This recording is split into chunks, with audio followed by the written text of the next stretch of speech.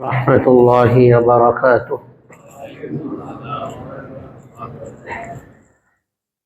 الحمد لله نحمده ونستعينه ونستغفره ونؤمن به ونتوكل عليه ونعوذ بالله من شرور أنفسنا ومن سيئات أعمالنا. من يهده الله فلا مضل له ومن يضلله فلا هادي له، ونشهد أن لا إله إلا الله وحده لا شريك له، ونشهد أن محمدا عبده ورسوله صلى الله تعالى عليه وعلى آله وأصحابه وبارك وسلم تسليما كثيرا.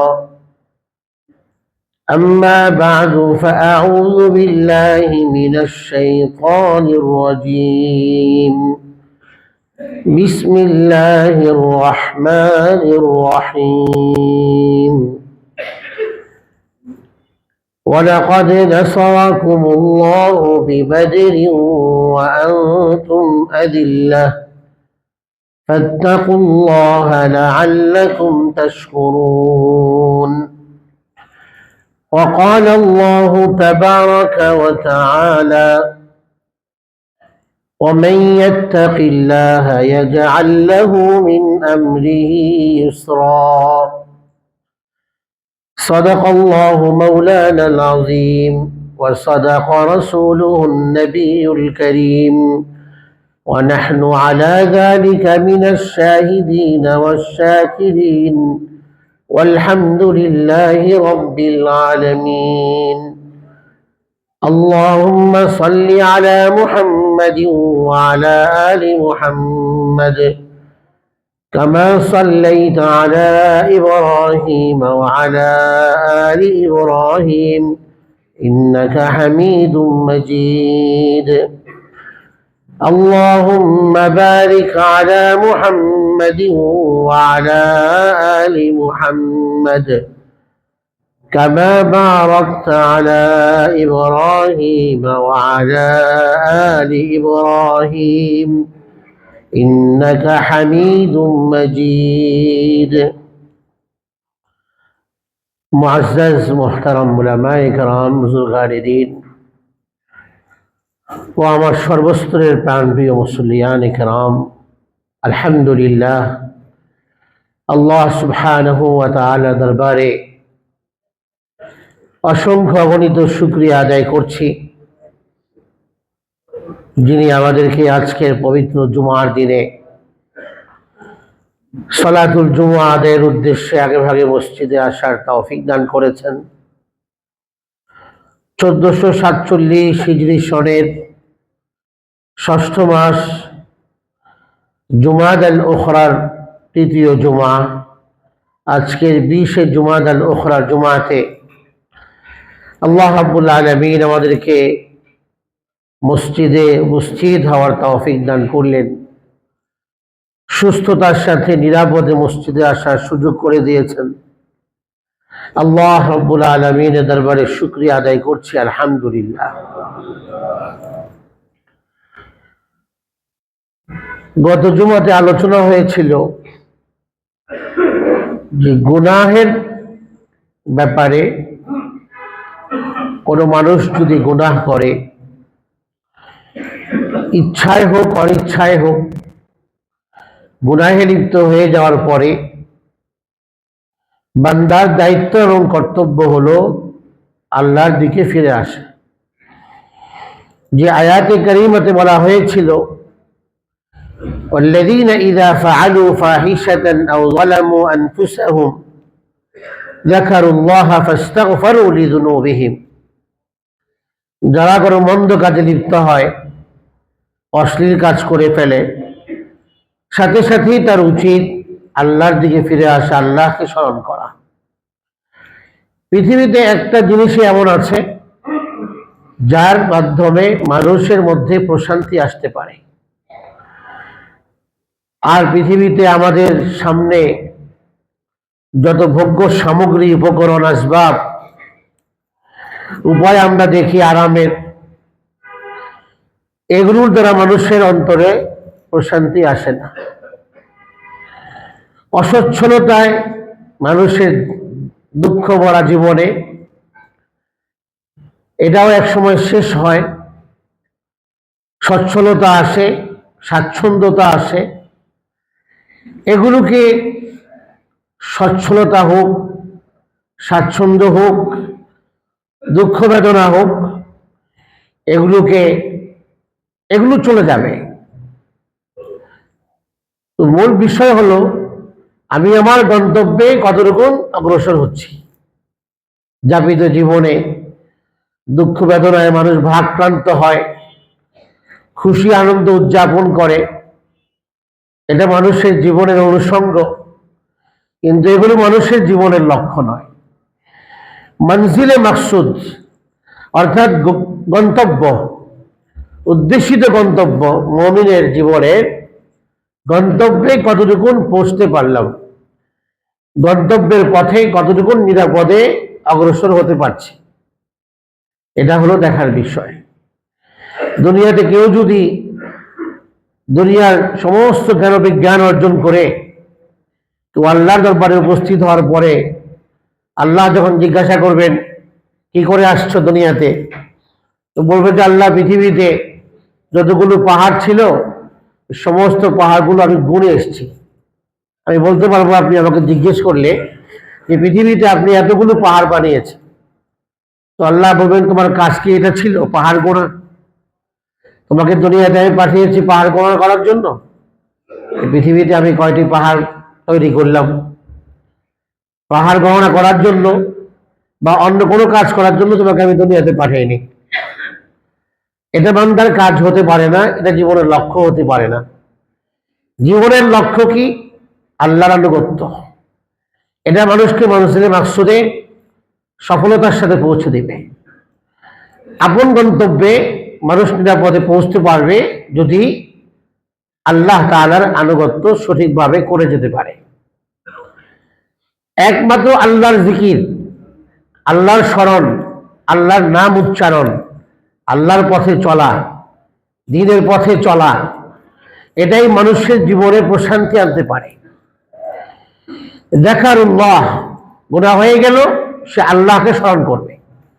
আল্লাহর জিকিরের দ্বারা মানুষের আত্মা প্রশান্তি লাভ করে। এই কথা তো আল্লাহ কোরআনে কারিমে বলেছেন। যত ডিপ্রেশন হোক, যত ধরনের অস্থিরতা আসুক, কিন্তু আল্লাহর নামে ইমানদারের জন্য এক প্রশান্তি এবং নিষ্ঠতা আছে। এটা আল্লাহর গুনাহমুক্ত জীবনযাপনকারী নেক বান্দারাই উপলব্ধি করতে পারে। গুনাহের সাথে আনুগত্যের মিষ্টতা কখনোই অনুভব হয় না। এক ব্যক্তি গুনাহ করে সালাতও আদায় করে, তো এই সালাতের যে স্বাদ এবং মিষ্টতা, এর যে হালাওয়াত, এর যে সুমিষ্টতা, এটা কোনোদিন সে উপলব্ধি করতে পারবে না, কারণ সে গুনাহে আক্রান্ত। একজন ব্যক্তি ঠান্ডার রোগে আক্রান্ত হওয়ার পরে তার নাকের সামনে যদি পৃথিবীর সবচেয়ে দামি পারফিউম তার সামনে ধরা হয়, তার নাকের সামনে, সে ঘ্রাণ পাবে? শুধু ঘ্রাণ পাবে না, কারণ তার নাক বন্ধ হয়ে আছে বা সে ঠান্ডা রোগে আক্রান্ত। ঠিক তেমনি ভাবে যে ব্যক্তি গুনাহের ময়লাতে অপরিচ্ছন্ন, গুনাহের দাগে তার অন্তর কলুষিত হয়ে গেছে, এমন ব্যক্তি না নামাজের সালাতের হালাওয়াত মিষ্টতা পাবে, না আল্লাহর জিকিরের মিষ্টতা পাবে, না সে গুনাহ না করতে পারার আনন্দ উপলব্ধি করতে পারবে। ইমানদার ব্যক্তিদের পরিচয় সম্পর্কে রাসূল করিম সাল্লাল্লাহু আলাইহি ওয়াসাল্লাম হাদিসে কথাই বলেছেন যে ভালো কাজ করলে অন্তরে আনন্দ অনুভব হয়, এটা ঈমানের নিশান, এটা ঈমানের শান, এটা ঈমানের আলামত। ইযা সাররাতকা হাসানাতুক, ভালো কাজ তার অন্তরকে ঠান্ডা করে দেয়, অন্তরে প্রশান্তি লাভ করে, অন্তর ঠান্ডা হয়, স্বাদ অনুভব করে, আনন্দ আসে অন্তরে। আর যারা কাফির বেঈমান আল্লাহ দ্রোহী, তারা গুনাহ করে মজা পায়, গুনাহ করে আনন্দ উপভোগ করে, যা অত্যন্ত অস্থায়ী, যার কোনো স্থায়িত্ব নেই। গুনাহের আনন্দের মধ্যে কোনো স্থায়িত্ব নেই। এই জন্য কাফেররা এখানে আনন্দ করে। তো আল্লাহ তাআলা কিয়ামতের দিন কাফেরদেরকে বাম হাতে আমল নামা দিবেন, আর এদেরকে বলবেন আম্মা মান উতিয়া কিতাবাহু ওয়ারাআ যাহরি, তাদেরকে আল্লাহ তাআলা পেছন দিক থেকে আমল নামা দিবেন। ফাসাউফা ইয়াদউ সুবুরা, এরা মৃত্যু কামনা করবে যে মরে যাওয়াই ভালো, মরে যাওয়াটাই ভালো। ফাসাউফা ইয়াদউ সুবুরা, কিন্তু মরে যাওয়ার সুযোগ নেই। মৃত্যুকেই তো আল্লাহ জবাহ করে দিবেন, মৃত্যুকেই তো মেরে ফেলবেন। যে ফেরেশতা মৃত্যু মানুষের জান নিয়ে যাওয়ার জন্য দায়িত্বপ্রাপ্ত, সেই ফেরেশতাই তো মারা যাবে শেষে। লা ইয়ামুতু ফিহা ওয়ালা ইয়াহইয়া, না মরবে না বাঁচবে, এমন একটা ক্রিটিক্যাল অবস্থা জাহান্নামের জন্য হবে। ওয়াসলা সাইরা, মৃত্যু কামনা করবে কিন্তু আল্লাহ জাহান্নামে ফেলে দেবে। জাহান্নামে যাওয়ার কারণ কি আল্লাহ নিজেই বলতেছেন, ইন্নাহু কানা ফি আহলিহি মাসরুরা, সে দুনিয়ার জীবনে খুব এনজয় করেছে, সে খুব মজা মস্তি করেছে, মৌজ মাস্তি, আনন্দ বিনোদন, এটাই তার জিন্দেগি ছিল। সে মনে করেছে এটাই তার জীবন, এটাই তার শুরু, এটাই তার শেষ। এরপরে আর কোনো চাপও নেই, কোনো প্রাপ্তি নেই, এরপরে আর কোনো কামনাও নেই, কামনীয় বস্তুও নেই। অথচ ইমানদারদের জন্য মৃত্যু পরবর্তী জীবনের কামনীয় বস্তু আছে জান্নাত, না কামনীয়। রাসূল কারীম সাল্লাল্লাহু আলাইহি ওয়াসাল্লাম বলেছেন, সাল্লাল্লাহু ফিরদাউস, আল্লাহর কাছে তোমরা জান্নাতুল ফিরদাউস চাও। আল্লাহর কাছে চাইলে কম চাবো কেন? আল্লাহ তো অসীম, আল্লাহ যেমন বড় তার দানও তত বড়। বড়দের কাছে বেশি চাইতে হয়, কারণ আল্লাহর খাজানাতে অভাব নেই। আল্লাহর খাজানা অসীম, আমরা সসীম। আমাদের সবকিছু সীমাবদ্ধতা আছে, লিমিটেশন আছে। রব্বুল আলামিনের ক্ষেত্রে লিমিটেশন বলতে কিছু নেই, বেইন্তিহা, তার কোনো শেষ নেই। সাল্লাল্লাহু আলাইহি ফিরদাউস, আল্লাহর কাছে চাইতে হলে জান্নাতুল ফিরদাউস সবচেয়ে বড়টা, এটা কামনা করো। আর জান্নাতের মধ্যে সবচেয়ে উচ্চ জান্নাত হচ্ছে জান্নাতুল ফিরদাউস। আল্লাযীনা ইয়ারিসুনাল ফিরদাউস, যে নেককারদেরকে আল্লাহ জান্নাতুল ফিরদাউসের উত্তরাধিকারী করবেন। এরা কারা? এরা তারা যারা পবিত্র জীবন যাপন করে, যারা গুনাহমুক্ত জীবন যাপন করে, যারা অশ্লীলতা মুক্ত নোংরামি মুক্ত জীবন যাপন করে, যারা সালাত আদায় বিনম্র, যারা আল্লাহর জন্য একনিষ্ঠতার সাথে সালাত আদায় করে, যারা গুনাহ থেকে বাঁচে, যারা মন্দ কাজ থেকে বাঁচে, যারা শুদ্ধভাবে যাকাত আদায় করে, যারা আমানত এবং ওয়াদা প্রতিশ্রুতি রক্ষায়, যারা প্রতিশ্রুতিবদ্ধ, যারা ওয়াদার অঙ্গীকারকে রক্ষা করে চলে, তাদের জন্য ফিরদাউস। আল্লাযীনা ইয়ারিসুনাল ফিরদাউস, যারা নামাজে নিয়মিত, সালাতে নিয়মিত, যারা সত্যিকার মুসল্লি, হাকিকতে মুসল্লি যারা, তাদের জন্য জান্নাত, জান্নাতুল ফিরদাউস, এটা আল্লাহ তাদেরকে দিবেন।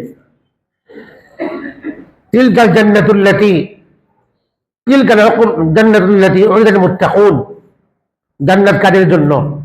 আল্লাহ তাআলা জান্নাত মুত্তাকিদের জন্য ওয়াদা করেছে, যারা মুত্তাকি, যারা গুনাহমুক্ত জীবন যাপন করে তাদের জন্য, যারা হারাম মুক্ত জীবন যাপন করে তাদের জন্য জান্নাত। তিলকাল জান্নাতুল্লাতী উইদাল মুত্তাকুন উকুলুহা দাইমুন ওয়া যিল্লুহা তিলকা উকবাল্লাযীনা ইত্তাকাউ, যে জান্নাতের নিয়ামত স্থায়ী, জান্নাতের ছায়া স্থায়ী। এই পরিণাম, শুভ পরিণামটা কাদের জন্য? তিলকা উকবাল্লাযীনা ইত্তাকাউ, যারা আল্লাহকে ভয় করে তাদের জন্য। ঈমান পূর্ণাঙ্গ হওয়ার জন্য আল্লাহর ভয় ছাড়া বিকল্প কোনো পথ নেই। আমি যদি আমার ঈমানকে পূর্ণাঙ্গ করতে চাই, পরিপূর্ণ মুমিন হতে চাই, মুত্তাকি হওয়া ছাড়া কেউ পরিপূর্ণ মুমিন হতেই পারে না। কোরআনে কারীম বলে, ইয়া আইয়ুহাল্লাযীনা আমানুত্তাকুল্লাহা হাক্কা তুকাতিহি আল্লাহকে ভয় করো, ইমানদার তোমরা আল্লাহকে ভয় করো যথার্থভাবে, যেমনটা তাকে ভয় করা উচিত, হক আদায় করে ভয় করো। আর ওয়ালা তামুতুন্না ইল্লা ওয়া আনতুম মুসলিমুন, মুসলমান না হয়ে মৃত্যুকে আলিঙ্গন করো না। একজন ব্যক্তি পরিপূর্ণ মুসলমান তখনই হতে পারে যখন এর আগেরটা সে সম্পাদন করে। এর আগে আল্লাহ আদেশ করলেন আল্লাহকে যথার্থভাবে ভয় করো। একজন ব্যক্তি সত্যিকার মুমিন মুসলিম তখনই হতে পারে যখন তার জীবনের রন্ধে রন্ধে তাকওয়ার ছোঁয়া, জীবনের মনে মনে তাকওয়ার ছোঁয়া, কথায় তাকওয়া, আমলে তাকওয়া, আচরণে তাকওয়া, আখলাকে তাকওয়া, লেনদেনে তাকওয়া, সামাজিকতায় তাকওয়া, ঘরে তাকওয়া, বাইরে তাকওয়া, মসজিদে তাকওয়া, অফিসে তাকওয়া, বাজারে তাকওয়া, সব জায়গাতে তার বিচরণের সব ক্ষেত্রে তাকওয়ার ছোঁয়া, তাকওয়ার আলো প্রকাশিত হয়। এরই হচ্ছেন মুত্তাকি।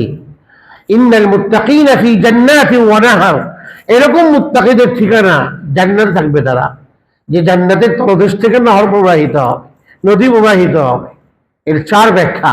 এক ব্যাখ্যা হচ্ছে জান্নাতের তলদেশ থেকে নহর প্রবাহিত, এর অর্থ কি, যে আমরা চতুর্দিকে পানি, মাঝখানে বিশাল এক অত্যাধুনিক জাহাজ, 4 তলা 5 তলা আরো বেশি নদীর উপর চলছে।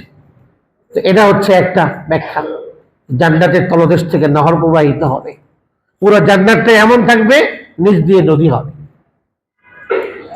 আরেক ব্যাখ্যা হচ্ছে অত্যাধুনিক, বর্তমান পৃথিবীতে অত্যাধুনিক এরকম জাহাজ আছে, এমন নৌযান আছে যে জাহাজের ভেতরে আবার সুইমিং পুল আছে না, সুইমিং পুল আছে। ইন্নাল মুত্তাকিনা ফি জান্নাতিন ওয়া নাহার, জান্নাতের প্রাসাদটা এমন হবে যে প্রাসাদের ভিতরে এরকম নহর থাকবে, নদী থাকবে, সুইমিং পুল থাকবে। এর আরেক ব্যাখ্যা হলো জান্নাতি ব্যক্তির প্রাসাদের এবং জান্নাতের পাশ দিয়ে নদী প্রবাহিত হয়ে গিয়েছে লেকের মতো, সুন্দর এক নয়নাভিরাম দৃশ্য। এর আরেক ব্যাখ্যা হচ্ছে জান্নাতি ব্যক্তি জান্নাতে বসে আছে, বাগানের মধ্যে বেঞ্চে বসে আছে, তার থেকে অনেক দূর দূর দিয়ে একটা নহর প্রবাহিত, নদী প্রবাহিত হয়ে আরেক দিকে চলে গিয়েছে। তার মনে ইচ্ছা এবং আকাঙ্ক্ষা জাগলো যে এই লেকটা, এই নদী, এই নালাটা যদি আমার সামনে দিয়ে ঘেসে যেত, চিন্তা করার সাথে সাথে তার সামনে দিয়ে নহর প্রবাহিত হয়ে যাবে। এটা হলো ইন্নাল মুত্তাকিনা ফি জান্নাতিন ওয়া নাহারের ব্যাখ্যা। মুত্তাকিদের জন্য এরকম জান্নাত থাকবে।